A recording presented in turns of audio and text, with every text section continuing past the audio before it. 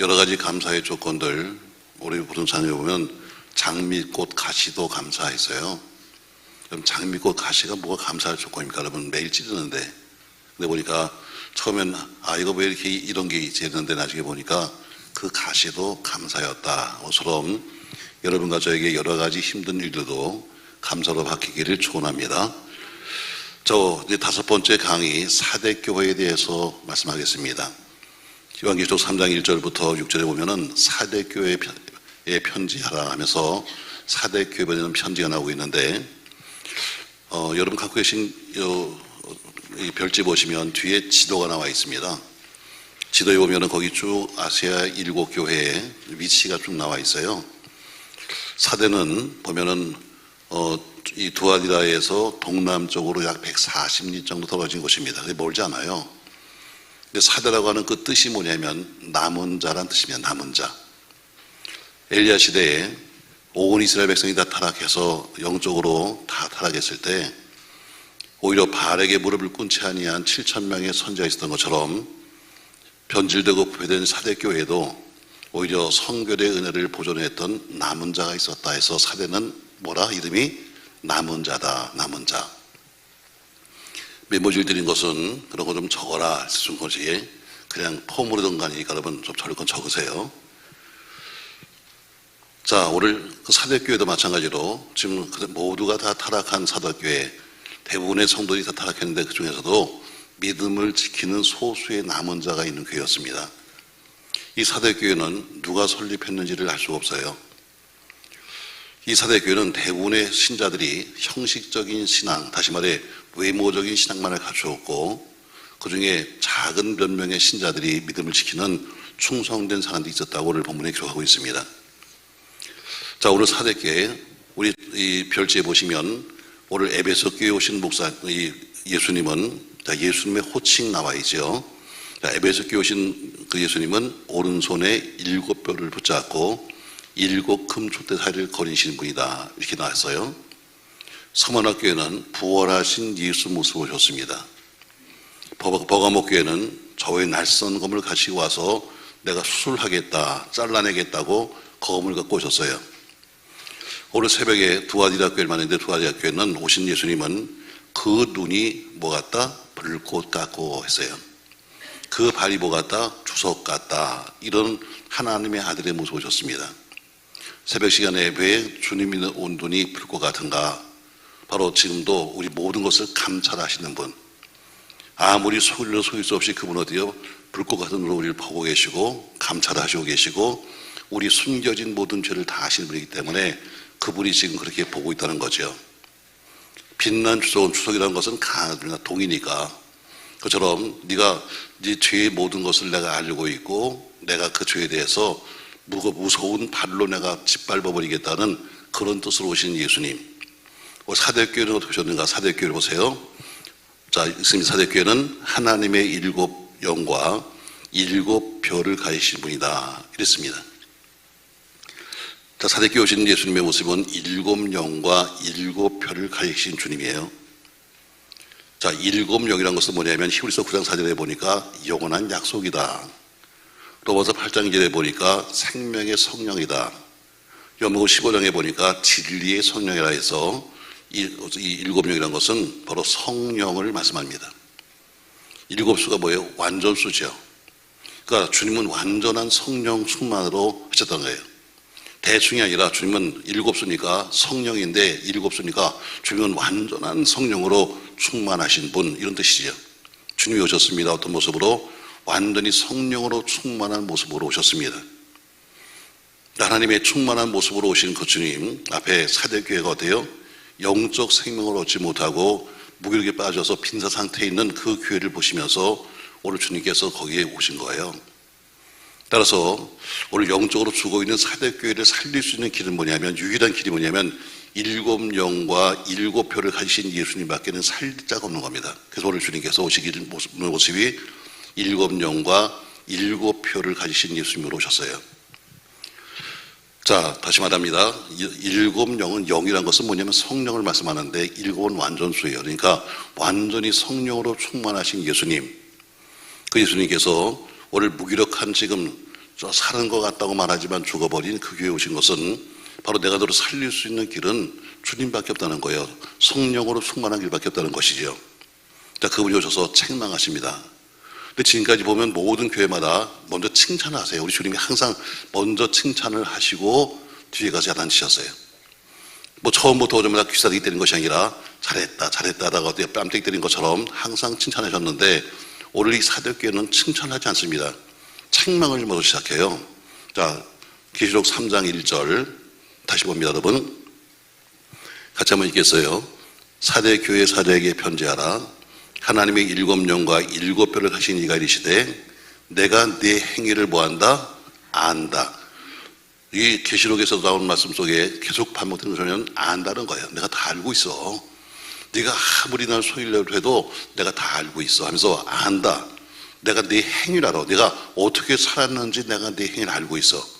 근데 책망이 뭐냐면 네가 살았다는 이름은 가졌으나 뭐했다? 죽은 자로다 하면서 책망하셨어요. 사도교회는 외모적인 교회의 모습도 아름다웠습니다. 예배당 건물도 훌륭했습니다. 경건의 모양도 있었습니다. 사람도 꽤 많이 모였습니다. 예배 의식도 훌륭했고 교회 조직, 정치 조직도 아주 훌륭해서 사람들이 보기에는 야, 참 좋은 교회네 이렇게 봤습니다. 사람들은 모두가 다 보면서 야, 저 정도 교회는 참 좋은 교회네 했는데 주님 보시기에는 사람 보기엔 좋은 교회지만 그러나 주님 보시기에는 실상은 경건의 능력을 잊어버렸어. 영적인 생명력이 없어. 그 행위는 하나님 보시기에는 완전치 못해. 또 행동은 세상 사람과 조금 더 다름이 없어. 그러니까 너희는 징계를 피할 수가 없는 거야 이렇게 말합니다. 결국 하나님 보시는 것과 인간이 바라보는 게 틀리다는 거죠. 자, 인간 바라볼 때는 어때요? 멋진 교회당 예배당을 짓고 사람들이 많이 모이고 으쌰 하고 그리고 밖으로 선행도 하면은 야, 좋은 교회야 이렇게 말하는데 주님은 어때요? 네가 그런 모습을 가졌지만 그러나 실상은 밖으로 보기엔 굉장히 많이 보였지만 경건의 능력은 없어. 모양만 갖췄어. 밖으로 보면 영적인 생명은 없어. 행위는 하나님 보시기에 완전하지가 않아. 행동은 세상 사람과 조금 더 다름이 없어.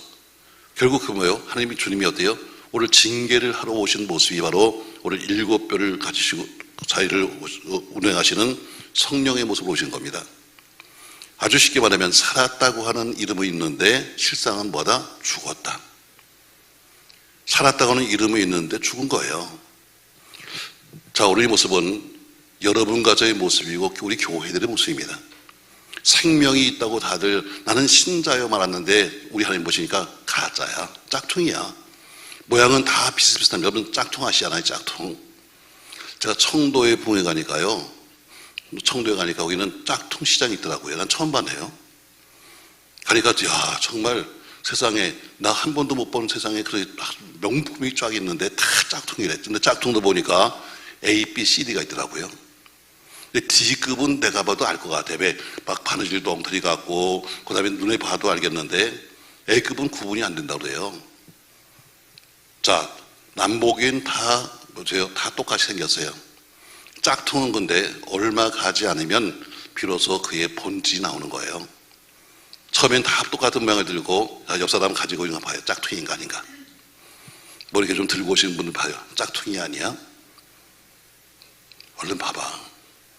그치, 워낙 명품 같은 걸 안 갖고 다니니까 뭐 집에 다 놔두고 오겠어요. 어떤 사람이 그러더라고요. 혹시 반지를 끼고 와다가 은혜 받으면 될까? 안 끼고 와 그러더라고요. 그 사람 명품을 들고 오겠어요, 여러분? 명품, 어때 짝퉁 비슷해요. 다 똑같습니다. 근데 어때요? 지금은 모르지만 얼마 써보지 않으면 비로소 가치를 알게 되는 거예요. 오늘 마찬가지로 생명이 있습니다 하는 교회, 생명이 있다고 하는 우리 신자들, 또 목사들 다 보면 어때요? 껍데기만, 형태만 갖췄지 어때요? 속은 죽었다. 전 우리 교회는 어떤가? 여러분 생명이 없는 곳에는 반드시 뭐가 있냐면 부패와 타락과 썩는 것밖에 없는 거예요. 왜? 거기는 생명이 없으니까 썩죠. 아무리 밖으로 보기엔 멋져도 생명이 없으면 썩는 겁니다. 생명이 없는 교회란 것은 뭐예요, 여러분? 우리 주님이 열매를 기대하고 있는데 열매를 맺지 못하는 바로 그런 무화과나무. 농부는 비를 기다리고 있는데 저쪽에 보니까 비구름이 떴는데 보니까 어디에 구름은 떴는데 비가 없어. 그런 이 실망. 또 우물이 있어서 야 내가 물을 먹어야겠는데 보니까 빈 물이 없는 우물이야. 바로 이게 교회의 모습이에요. 생명 없는 교회에 무슨 은혜가 있고, 생명 없는 교회에 무슨 은혜 충만이 있고, 생명 없는 교회에 무슨 은혜의 셈이 좋겠습니까 여러분. 그냥 한 가지 어때요? 서로 으쌰으쌰하면서 폼만 잡는 거지 속에는 아무것도 없는 거예요. 한낱 사람들을 매일 우리가 서로 속이면서 마치 은혜 있는 것처럼 속이고 사는 바로 말장난에 불과해요. 말장난. 성경 말입니다. 하나님의 성전 동편에서 생수가 나오는데 이 생수가 흘러서 예루살렘을 거쳐서 지나가야 되는데 가는 곳마다 생수가 가는 곳마다 생축이 번성하고 각종 과수가 열리고 계절 따라 새별이 맺는데 바로 이 생수가 교회 속에서 생명수가 흘러가야 합니다. 여러분과 저에게 어때요? 껍데기만 아니라 생명수가 흘러가야 되는 거죠. 에스더 37장에 보니까 마른 해골이 가득 있는데 거기에 성령 하나님의 영이 지나가시면서 어때요? 힘줄이 덮이고 살이 오르고 가죽이 덮이고 생기가 들어가니까 움직이는 군대가 된 것처럼 역시 여호와의 생기 오늘 7명 한 것처럼 하나님의 영의 성령의 역사가 교회와 우리 속에 있어야 합니다. 이게 없으면 다 껍데기만 있는 거예요. 다 폼만 멋지게 잡고 다니면서 내가 목사요, 내가 장로요, 내가 권사야지만 그러나 성령이 없으면 어때요? 그냥 경건의 모양은 갖춰서 멋있는 모양이 있으면 그러나 어때요? 하나의 폼에 불과한 거예요. 우리가 정말 살았는가 죽었는가 우리가 서로 한번 더 봐둬야 됩니다. 자기 진단을 하잖아요. 자, 나는 지금 살았는가 죽었는가. 여러분 진단하는 방법이 있습니다. 뭐 의사날이라도 그냥 아주 간단하게 신앙적으로 본다면 내가 살았는가 죽었는가. 자, 스스로 한번 평가해 보세요. 여러분 제일 먼저 가면은 짚는 게 맥입니다. 맥.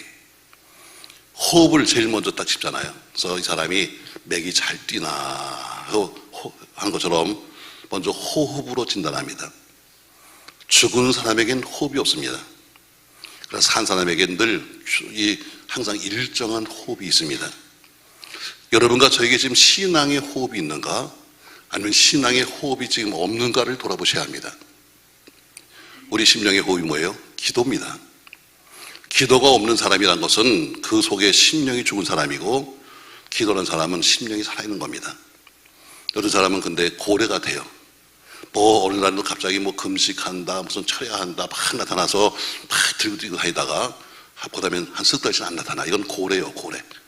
물에 한 번 들어가 만나는 고래처럼 여러분 그거는 병든 사람이에요. 어느 날 갑자기 가서 뭐 닌겔 맞고 그다음에 약을 먹고 한다고 해서 갑자기 사람 좋아지지 않아요. 여러분 가장 중요한 것은 내 호흡이 영적 호흡이 지금 올바른가는 영적 진단을 하셔야 돼요. 스스로 물어보세요. 나는 지금 호흡이 지금 잘 되고 있나? 한 번 숨 쉰 다음에 한 3분씩이나 쉬다가 헉 쉬다가 한번 푹 뱉는 것처럼 그렇게 지금 하는 거 아닌가? 지금 내가 스스로 호흡이 안 돼서 억지로 지금 인공 호흡을 시키고 지금 산소 호흡기를 끼고 있는 거 아닌가? 산소 호흡기가 뭐예요? 목사가 매일 전화하는 거야. 나오세요. 집사님. 원사님. 이거 뭐예요? 이게 산소 호흡하는 거예요, 지금. 그냥 두면 죽으니까 어때요? 그렇게 하려도 자꾸 펌프질 돼가지고 지금 막 나오라고 하는 거예요. 여러분, 이게 펌프질이 뭐예요? 산소 호흡하는 거예요. 자, 나는 지금 산소 호흡으로 살고 있는가? 아니면 자가 호흡하고 있는가? 진단됐어요? 자, 두 번째. 지금 내가 건강한가는 입맛으로 하라고, 입맛으로. 어제 오신 목사님이 어때요? 자기는 먹는 살 받았대. 잘 드시더라고. 그래요. 그것도 축복이에요. 잘 먹는 거. 죽은 사람은 아무리 앞에다가 진성전을 찾으러도 먹지 못합니다. 그래서 한 사람은 없는 것도 찾아서 먹는 것처럼 내가 입맛이 있는가? 입맛이. 심령의 양식은 성경 말씀이에요. 말씀을 거르지 아니하고 여러분 제일 중요한 것은 뭐예요? 끼니를 거르지 않는 거예요. 내가 이 다이어트 한다고 말이죠. 자꾸 굶으면 병나. 알아서 먹어야지. 그처럼 말씀을 거르지 아니하고 편식하지 아니하고 먹어야 성장이 되는 거예요. 신앙도 마찬가지예요. 우리 육신도 마찬가지예요. 우리 육신은 육의 양식을 먹습니다. 우리의 정신은 혼은 지식을 먹습니다. 우리 영은 하나님의 말씀을 먹습니다. 내가 지금 늘 말씀을 먹는데 입맛이 있는가? 앉으면 말씀이 좋았다는 둥, 말씀이 나빴다는 판단하지 말아요. 여러분. 먹다 보면 쓴 것도 있고 단 것도 있는 거야. 매일 단 거 먹으면 뭐 걸린다? 당뇨병 걸린다. 그처럼 어때요? 맨날 유튜브에서 요 말씀이 좋았다. 여러분 이거 병 걸리는 거예요. 이번에 2025년도에 그 목회의 진단이 나왔어요. 아마 2025년도에는 최고의 번성기가 뭐냐면 유튜브로 예배 드리는 것이 아마 최고의 번성할 것이다. 이렇게 말하고 있습니다. 새로운 단어가 나왔습니다. 자, 그런데 유튜브란 것이 뭐냐? 유튜브란 것은 어때요? 들을 수는 있지만 말씀을 볼 수는 없는 거예요. 그게 약점이에요. 유튜브는 들을 수는 있지만 그러나 어디요? 그 말씀을 찾아보고 그 말씀을 다시 한번 반복해서 우리 볼 수 없는 그게 단점이에요. 거기 썼더라고요. 앞으로 지금 한국교회 가장 큰 지금 트렌드가 뭐냐면 모두가 유튜브를 부른다. 그것도 긴 건 안 봐. 전부 다 3분짜리, 5분짜리에서 어때요? 쌈박한 것만 보고 있어서 어때요? 그리고 은혜 받았습니다 하는데 그렇게 신앙생활을 해서는 절대로 안 된다는 거예요. 근데 한국교회 2015년도에 트렌드가 뭐냐면 유튜브로 하는 예배예요. 과연 나는 입맛이 있나? 여러분 입맛이 있으십니까 여러분? 색동조리 가자는 얘기가 아니야. 갈리 먹자는 얘기가 아닙니다 여러분. 과연 나에게 영적 입맛이 있냐?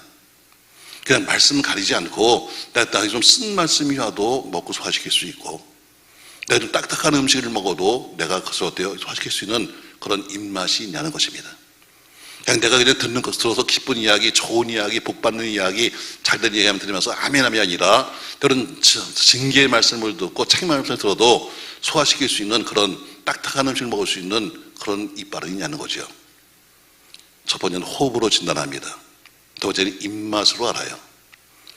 세 번째는 그 사람이 지금 건강한가는 활동으로 합니다. 활동. 죽은 사람은 활동하지 않습니다. 산 사람은 활동합니다. 그처럼 심령이 죽은 사람은 수십 년을 교회 다녀도 절대로 나가서 전도하거나 봉사하거나 헌신하거나 충성하거나 한 번도 할 수가 없습니다. 왜? 움직이지 않으니까. 바로 심령이 산 사람은 움직입니다. 봉사하든 충성하든 헌신하든 전도하든 뭔가 주를 위해서 일하려고 합니다. 과연 나는 활동하고 있나? 나는 지금 어때요? 밥은 꾸역꾸역 먹는데 그냥 먹기만 하고 누워있나? 그럼 나처럼 살찌는 거지 뭐. 간단해 여러분. 그냥 여러분 활동 안 하면 그냥 살찌는 거예요. 그러니까 밖으로 어때요? 저 사람은 그냥 뚱뚱하게 그냥 한뜩 먹어갖고 어때요? 볼품없이 살만 쪘지 움직이지 않으면 소용없는 거예요.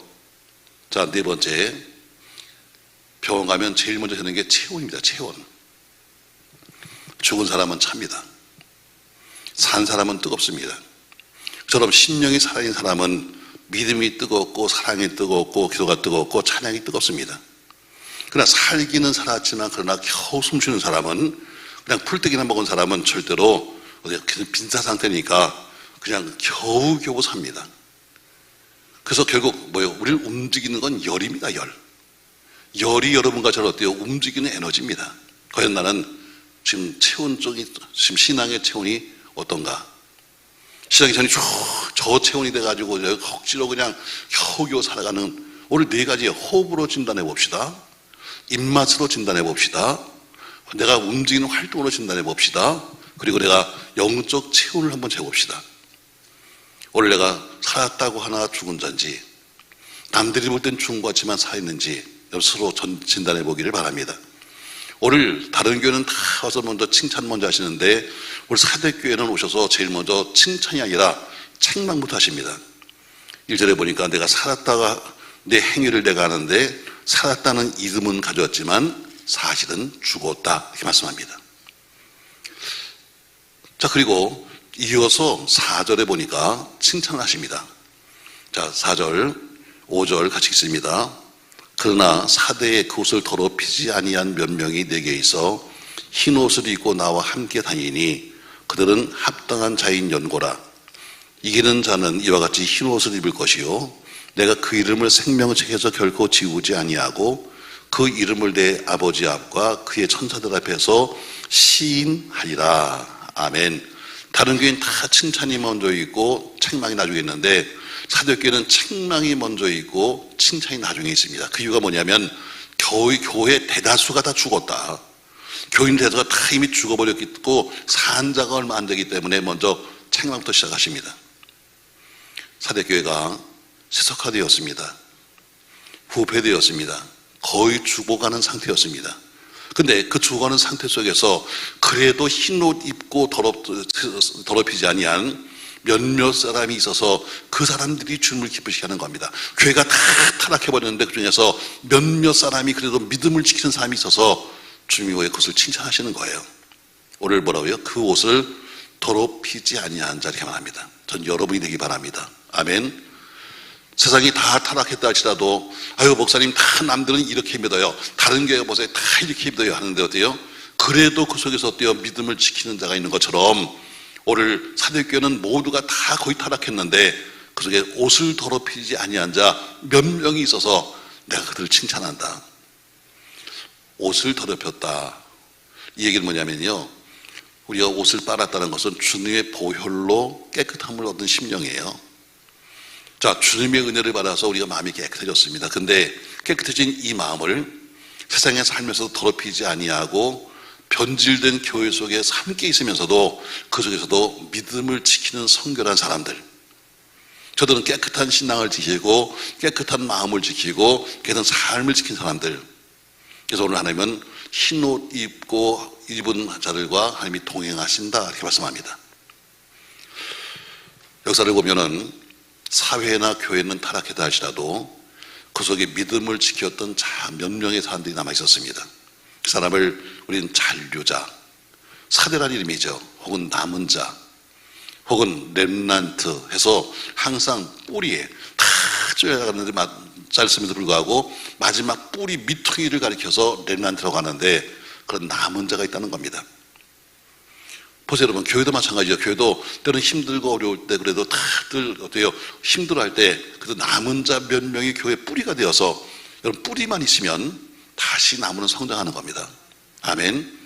믿음도 뿌리만 남아있으면 다시 살 수 있는 거예요. 오늘 주님이 하신 말씀이 그거예요. 여러분 아주 옛날에 우리 뭐 다들 나이가 들었으니까 옛날에 판문점의 미루나무 사건을 기억하시나요? 아마 기억하시는 분이 계실 거예요. 똑똑한 사람은, 어떤 사람은 벌써 잊어버려도 100번 잊어버렸지.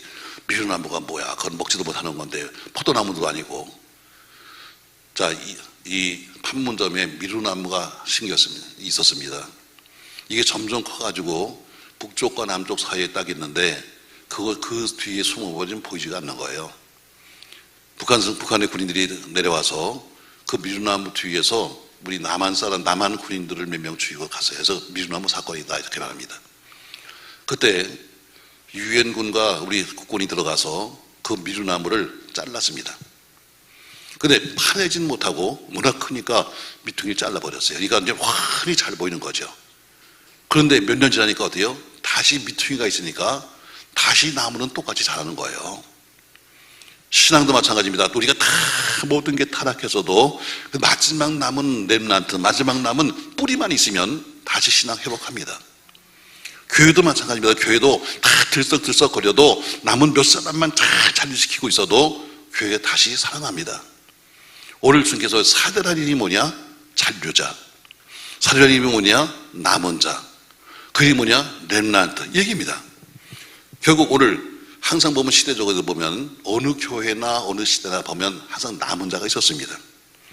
하나님은 그 남은 자를 통해서 다시 새로운 사회, 새로운 교회, 새로운 역사를 만드셨습니다. 노아 시대가 참 부패했습니다. 하나님이 그 사람들을 보면서 탄식했어요. 야, 내가 저 인간들을 왜 만들었을까 하다가 노아 심판을 이렇게 하십니다. 노아 홍수 심판을.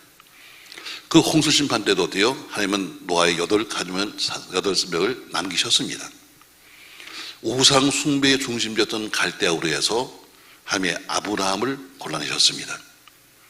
아합 시대에 엘리야와 바알에게 무릎을 꿇지 바알에게 무릎을 꿇지 아니한 7,000명의 선지자가 있었던 것처럼 포로 시대에도 에스겔, 다니엘, 에스라, 느헤미야 등 남은 자가 있었습니다. 그들이 남았기 때문에 다시 바로 신앙은 다시 세운 겁니다.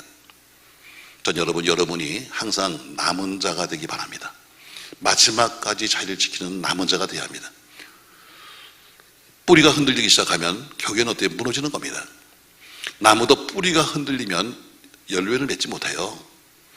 나무도 뿌리가 잔가지가 잘라지면 살지만 뿌리가 흔들리면 결국 죽는 겁니다. 맞습니다. 여러분, 오늘 이 시대가 타락하고 교회가 타락하고 사대교회 전체가 다 지금 경건의 모양을 갖춰가지고 다 폼 잡고선 다니는데 그 속에서도 믿음을 지키는 남은 자가 있었다, 이렇게 말합니다. 전 여러분이 이 시대의 남은 자요, 우리 교회의 남은 자요, 여러분 가정을 지키는 남은 자가 되기를 주의 이름으로 축복합니다. 세상이 우리를 속입니다. 세상이 우리를 조롱한다 할지라도 성결의 흰옷을 입고 주의 참빛을 전하는 성도가 되기를 주의 이름으로 축복합니다. 자, 정리해 보시죠, 여러분. 오늘 3장에 보니까 사대교회에 편지를 쓰면서 모신 주님은 7영과 7별을 가신 이로 오셨습니다. 자, 7이라는 것은 뭐예요? 완전 성령 충만입니다. 그 성령 충만하신 그분이 오신 이유가 뭐냐면 영이 다 죽은 교회니까 이 교회를 살리는 것은 바로 성령이 오셔서 역사하는 것밖에 없다 해서 그렇게 오신 겁니다. 그래서 그분께서 책망하셨습니다. 너희가 살은 것 같지만 실상은 죽었다, 이렇게 말씀합니다. 또 칭찬했습니다. 그런데 다 죽은 것 같지만 그러나 그 속에도 믿음을 지키는 흰옷 입은 자가 몇 명 남았다 하면서 그들 칭찬하셨습니다.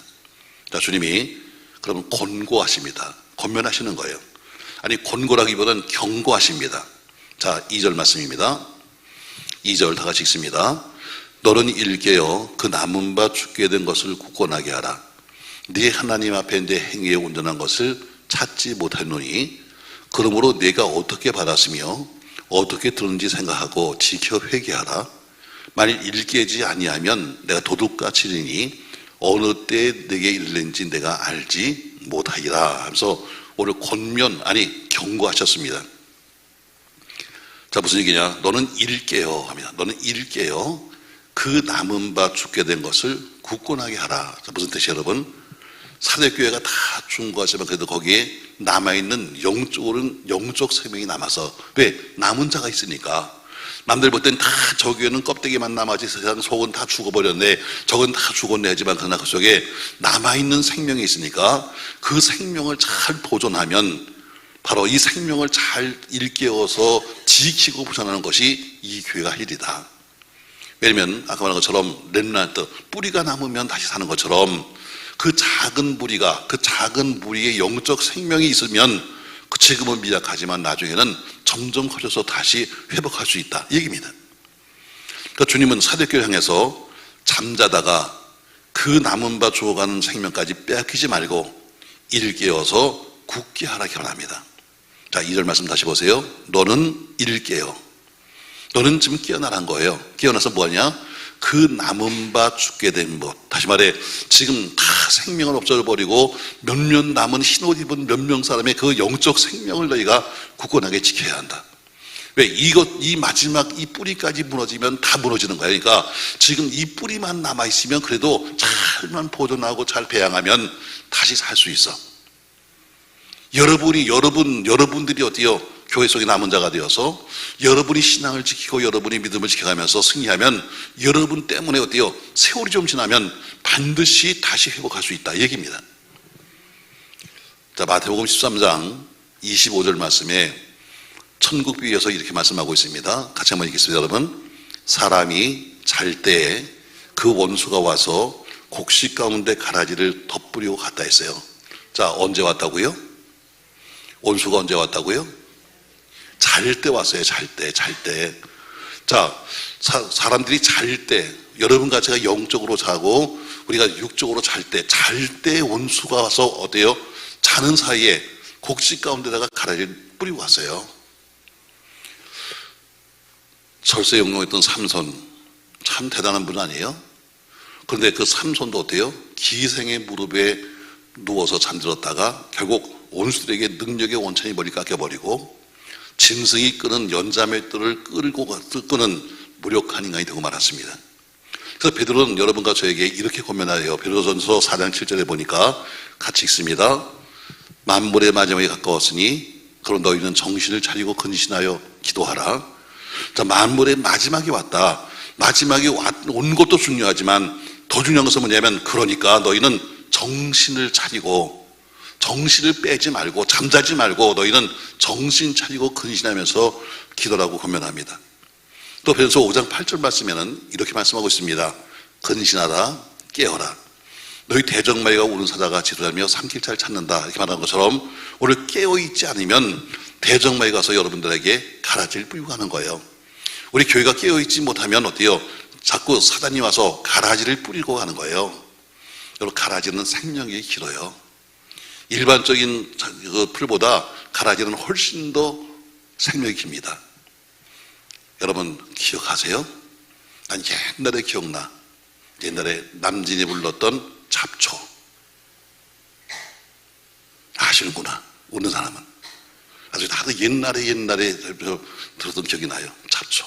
잡초가 뭐예요? 생명이 길어요. 일반적인 풀은 살지도 못하는데 잡초는 죽지도 않아. 어때요? 잡초는 웬만해서는 여러분 뽑히지도 않아요. 저는 잡초는 어때요? 더 생명이 강해요. 그처럼 가라지는 일반 정상적인 것보다 훨씬 더 생명이 강해요. 그러니까 그게 가라지가 심겨지면 가라지가 영향력을 다 뺏어가는 거예요. 옆에 가는 약물들을 다 뺏어가기 때문에 옆에 있는 것들은 그것 때문에 죽을 수밖에 없는 거예요. 교회도 마찬가지로 영적 가라지가 심겨지면 그 가라지가 어때요? 정상적인 신자의 모든 걸 다 뺏어가요. 그러니까 자연스럽게 어때요? 정상적인 신자는 죽을 수밖에 없고 가라지들만 점점 보일 수밖에 없는 거예요. 근데 건드릴 수가 없어. 왜? 그 가라지 뽑으려고 하다가 멀쩡한 좋은 나무, 좋은 풀 뽑을까봐 못 건드리는 거예요. 언제까지? 주님 말씀이에요. 그냥 돌아. 마지막 출세 때까지 좀 돌아. 마지막 출세가 되면 내가 직접 가라지와 내가 알고를 고른다는 것처럼 가라지 골라내려고 하다가 가라지 하나 뽑으려고 하다가 알고 10명, 20명 다쳐요. 몰라서가 아니에요. 알아. 그럼에도 불구하고 그냥 돌리는 거예요. 그 한 사람 때문에 그 영향력이 10명, 20명 가기 때문에 그런 거예요. 성경은 그렇게 말하고 있어요. 깨어라. 아멘. 지금은 자다가도 깰 때가 되었다. 지금 자다가도 지금 어떠냐? 지금 자다가도 깰 때가 됐어요. 근데 어때요? 우린 깨다가도 또 자. 깼다가도 또 자야 되겠다. 여러분 거꾸로요. 우리는. 그러니까 어때요? 생명력이 없는 거죠. 오늘 우리가 자면 여러분이 가정의 파수꾼이에요. 여러분 가정의 파수꾼인데 여러분이 자면 여러분의 집에 마귀가 와서 가라지를 뿌리고 하는 거예요. 자식한테 뿌리고 사회에다 뿌리고 가정 부부에게 뿌리고 하는 거예요. 그럼 어떻게 결국에는 그 가라지가 점점 자라면 나머지 정상적인 건 무너지는 거죠. 여러분과 제가 신앙이 우리 교회에서 잠들어 버리면 교회가 잠자는 교회가 되고 말면은 가라지가 와서 벌써 다 퍼져가는 거예요. 뿌리고 가는 거예요. 마귀가 와서. 그러면 어때요? 자연스럽게 가라지가 더 힘을 어때요? 정말 신자들은 할 말도 못하고 다 있고 그 가라지들이 다니면서 막 펄펄 뛰면서 마치 자기들이 진리처럼 다니는 거죠. 오늘 계시록 3장 3절 다시 보세요. 3장 3절 다시 한번 읽습니다. 그러므로 내가 어떻게 받았으며 어떻게 들었는지 생각하고 지켜 회개하라. 만일 일깨지 아니하면 내가 도둑과 치리니 어느 때에 내게 들든지 내가 알지 못하리라. 다시 말해 깨어있지 않는 자에게 주시는 주님의 경고예요. 너 깨어있어야 한다. 깨어있어야 한다. 이것은 뭐 여러분에게만 하시는 말이 아니라 우리 모든 목사도 마찬가지예요. 목사란 직분이 우리 살리지 않아요. 목사 안수가 여러분 그렇게 중요한 거 아니에요. 목사 안수 다 받아요. 가서 웬만하면 다 받을 수 있습니다. 특별하게 무슨 문제가 없으면 다 받을 수 있어요. 목사가 되었기 때문에 무슨 내가 특별하게 뭐가 생겼다고 생각하면 큰 오산이에요. 우리는 어때요? 더 우리가 깨어 있어야 되고 더 우리가 지켜야 되는 거지. 내가 목사니까 지켜진다 생각하면 큰 오산입니다. 내가 신학교를 나왔으니까 저를 지켜주는 거 아닙니다. 여러분 지키는 건 내가 지키는 거예요. 내가 장교가 되고 내가 별을 달았다고 해서 지켜지는 게 아닙니다. 내가 스스로 지키는 거예요. 오늘 만일 일깨지 않으면 말합니다. 네가 스스로 깨어나지 않으면 내가 도둑같이 갈 거야. 그래서 어느 때에 네게 갈지 몰라. 이렇게 말합니다. 여러분 바로 우리 주님이 깨어있지 않은 자에게 오시는 방법입니다. 여러분 깨어 있어야 합니다. 아멘. 힘들어도 눈을 까짓거려도 깨어나야지. 힘들다고 어때요? 대충 살면 결국엔 무너질 수밖에 없는 거예요. 자, 여러분은 가정의 파수꾼이요. 여러분이 깨어 있으면 여러분 가정이 사는 거고, 내가 잠들면 내 가정 죽는다, 이렇게 생각하면 되는 거예요. 요새 뭐 어쨌든 요새 군대 우리 군인들 보면은 걱정도 많아요. 사실은 군인들 보면 아이고 저놈이 우리를 지켜줄까? 안 된다. 내가 지키는 게 낫겠다. 아마 이런 것 같아요. 요새 군인들은 좀 나약하잖아요. 뭐 옛날처럼 무슨 옛날엔 군인 아저씨 그러면 대단했는데, 군인 아저씨 그러면 군인 오빠 같아. 별로 뭐 군인 같지도 않고. 자, 그러나 어쨌든 나라도 파수꾼들이 지켜주는 거지, 우리는 그냥 일하는 거예요.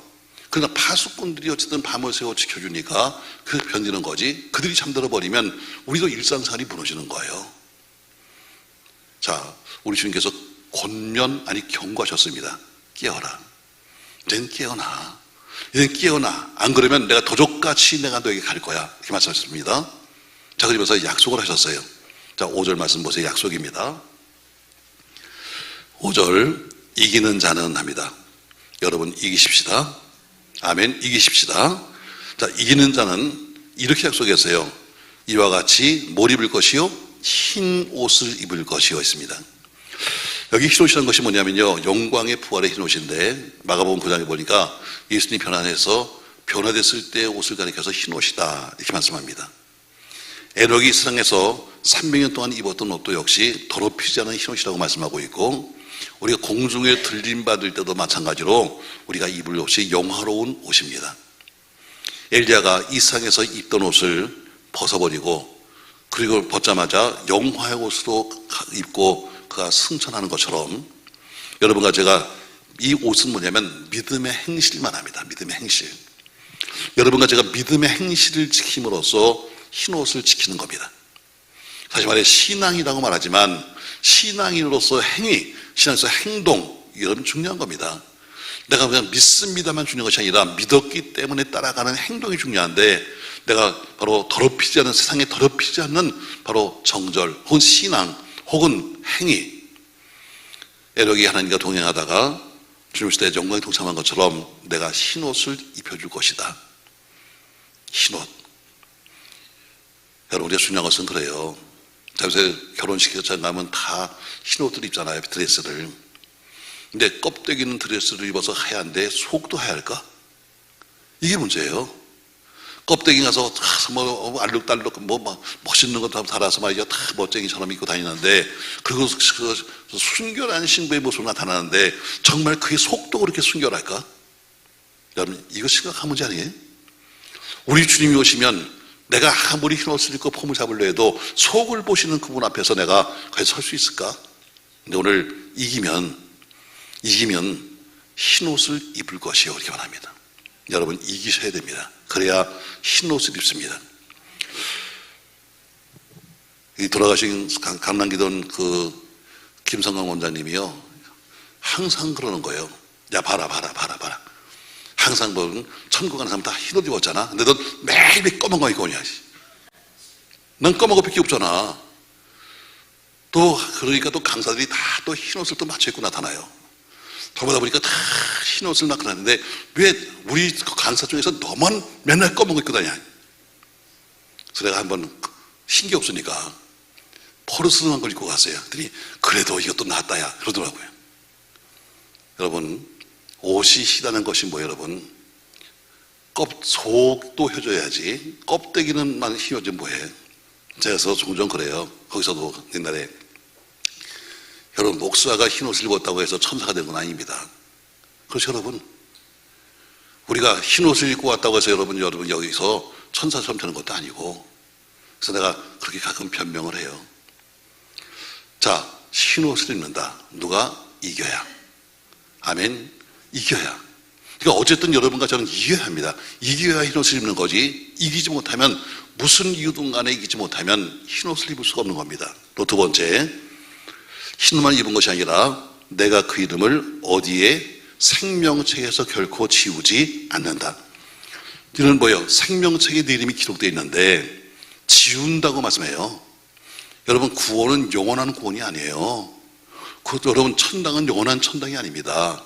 우리 말씀 보면 어때요? 생명록에 있었지만 그러나 네가 지면 내가 네 이름을 지우겠다는 이야기입니다. 무서운 얘기입니다, 여러분. 자, 생명책이 뭐예요? 천국의 호적보입니다. 천국의 주민등록증입니다. 근데 어때요? 주님께서 어때요? 오늘 네가 이기면 내가 그 이름을 결코 지우지 아니하고, 얘기는 네가 지면 내가 지우겠다는 이야기입니다. 물론 여기서도 교파적인 교리적인 이야기가 나옵니다.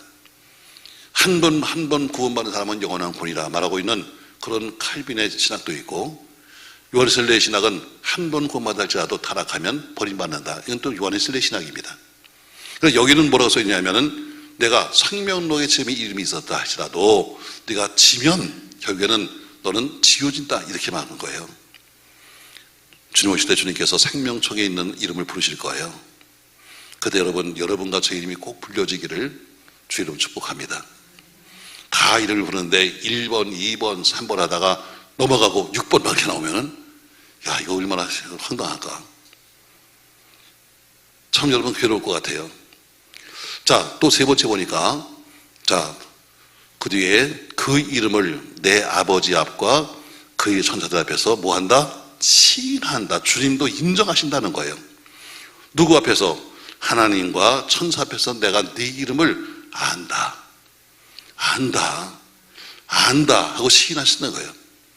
여러분, 계시록에서 가장 중요한 단어가 뭐냐면 안다는 거예요. 주님이 알아. 내가 얼마나 힘든 가운데 이 사대교회 같이 다 타락한 교회 속에서 네가 믿음을 지킨 것 내가 알아. 그러니까 내가, 다른 사람들은 다 몰라도 내가 너는 하나님과 천사 앞에서 내가 너를 안다고 시인할 거야. 여러분, 얼마나 행복한 얘기예요. 안다. 전 요새 계시록 말씀을 쭉 준비하면서 안다는 단어를 읽을 때마다 감격이, 그래, 주님이 아시지. 주님이 아시지. 사람은 몰라도 괜찮아. 주님이 아시지. 왜? 사람과 사람이 어떻게 다 할 수 있겠습니까? 사람과 사람이 어떻게 모든 걸 다 이해할 수 있겠습니까? 이해 못하죠. 그러나 어때요? 오늘도 어때요? 내가 너 알아. 그래서 내가 널 시인할 거야.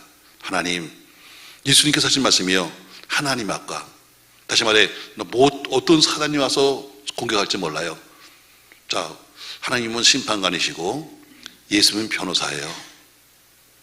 또 마귀는 검사예요. 근데 검사가 마귀는 아니야. 그게 비교하는 거예요. 또 가서 또 이상하게 또 이게서 또 나중에 또 잡혀갈라, 검사한테. 자, 검사는 뭐예요? 계속해서 그 사람의 죄를 고발하는 거예요. 이 사람, 이건 이놈 안 됩니다, 이거. 검사 무섭더라고요.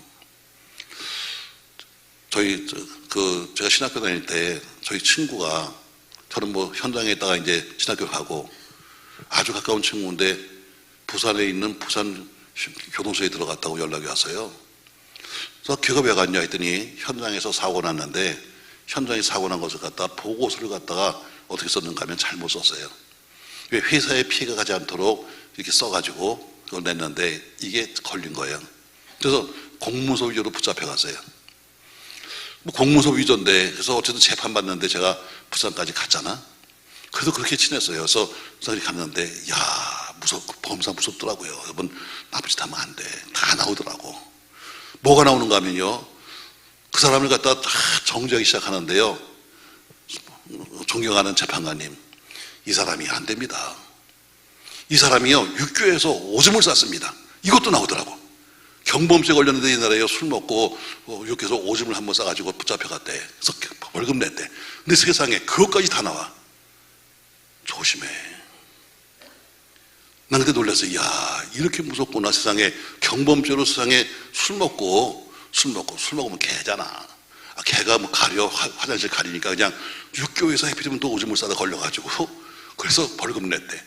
근데 이걸 세상에 공문서 위조 재판하는데 어디 가서 이 사람 나쁜 사람입니다.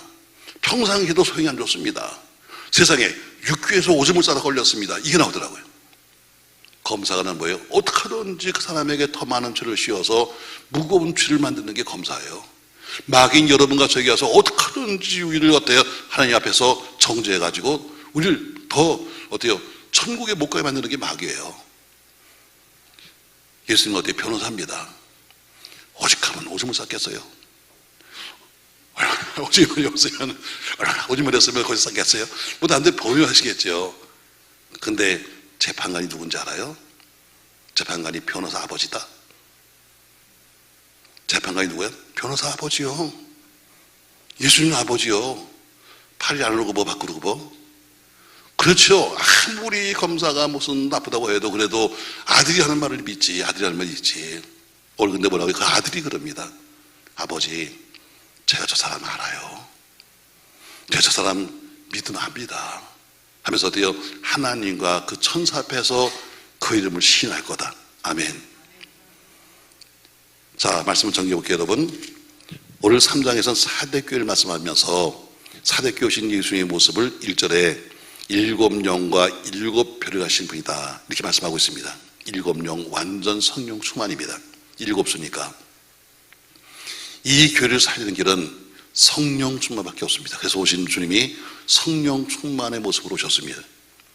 그래서 그에게 먼저 책망하셨습니다. 뭘 책망하는가 하면 내가 살았다고는 하지만 그러나 실상은 죽었다 하면서 교회를 책망하고 교인을 책망했습니다. 그리고 이어서 칭찬하였습니다. 그런데 모두 교회가 다 죽고 교인들이 껍데기만 남았는데 그래도 믿음을 지킨 시도집은 자 몇 명이 남아있다. 이걸 칭찬하셨습니다. 그리고 경고하셨습니다. 경고가 뭐예요? 너는 이를 깨어나. 지금에도 깨어나서 남은 바 작게 남아있는 그 몇 명의 생명이 보존되면 그들로 하여금 다시 번성하게 된다면서 3, 4절에 너는 일깨어 남은 바가 죽게 된 것을 굳게 잡아야 한다 하면서 그들에게 권면하셨습니다. 그리고 이기는 자에게는 그리고 흰옷을 입을 것이요 내가 그 이름을 생명책에서 결코 지우지 아니할 것이요 그리고 그 이름을 내가 아버지와 그의 천사들 앞에서 내가 시인할 것이다. 이렇게 말씀하셨습니다. 맨 뒤에 말씀, 귀 있는 자는 성령이 그에게 하신 말씀을 들을지어다. 저도 귀는 있지요. 그러나 오늘 영의 귀를 열어서 성령의 음성을 들으라고 말씀하신 것처럼 오늘 주신 말씀을 남의 이야기가 아니라 우리 교회 이야기요, 우리 현실적인 우리들의 이야기요, 또 우리 현대 교회 이야기로 생각하면서 과연 나는 지금도 깨어있나? 나는 지금 산장가 죽은가? 잘 보면서 남아있는 작은 신앙 잘 보존해서 그 신앙이 배양돼서 다시 원위치로 성장되는 그런 역사가 있기를 예수님의 이름으로 부탁합니다.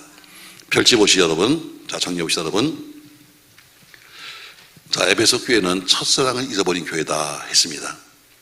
서마나 교회는 아주 힘들었습니다. 모든 걸 다 빼앗기고 그리고 궁핍했고 그리고 너무너무 힘들어서 여인들은 노예로 팔려가고 남자는 광산으로 끌려갔습니다. 그런데 그 속에서도 남들이 볼 땐 너무너무 가난한 교회고 너무너무 힘든 사람이지만 그러나 너희가 부자다 이렇게 말합니다. 또 버가모 교회는 어때요?